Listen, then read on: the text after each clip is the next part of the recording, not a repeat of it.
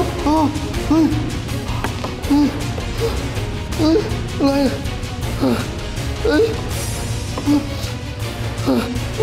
ช่วย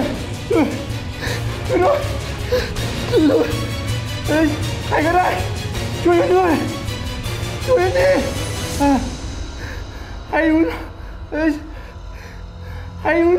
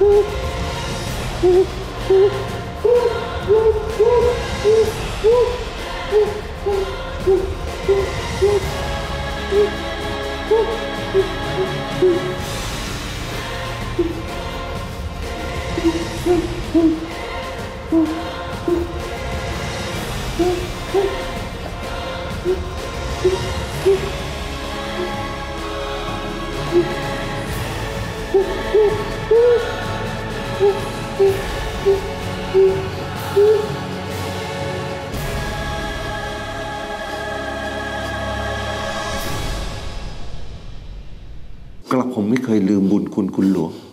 ที่เลี้ยงกับผมมาอย่างดี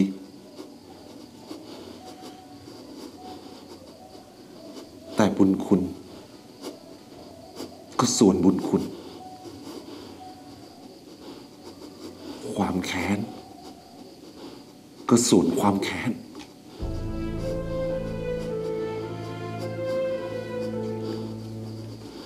คุณหลวงจะทำอะไรกับผมกระผมไม่เคยว่าแต่คุณหลวงให้กันไปฆ่าคุณมาลัยผู้หญิงที่กับผมรักมากกว่าชีวิตเรื่องนี้กับผมยอมไม่ได้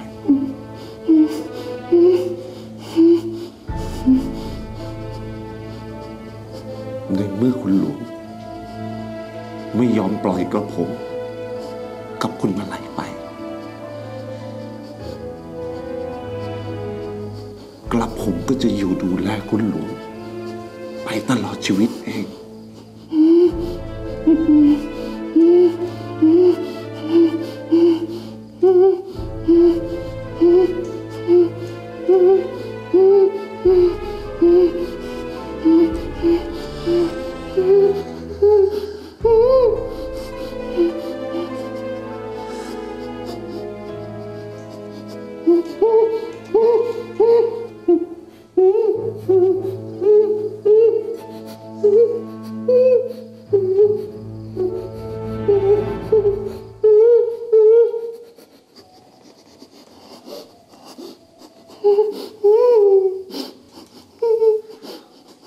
กระผมลืมบอกเรื่องสำคัญไปขอรับ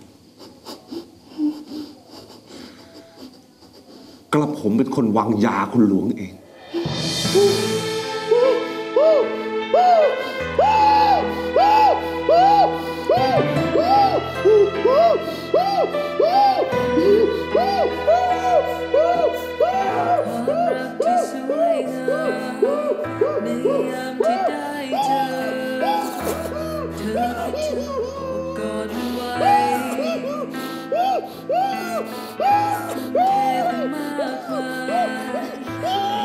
หมดทั้ง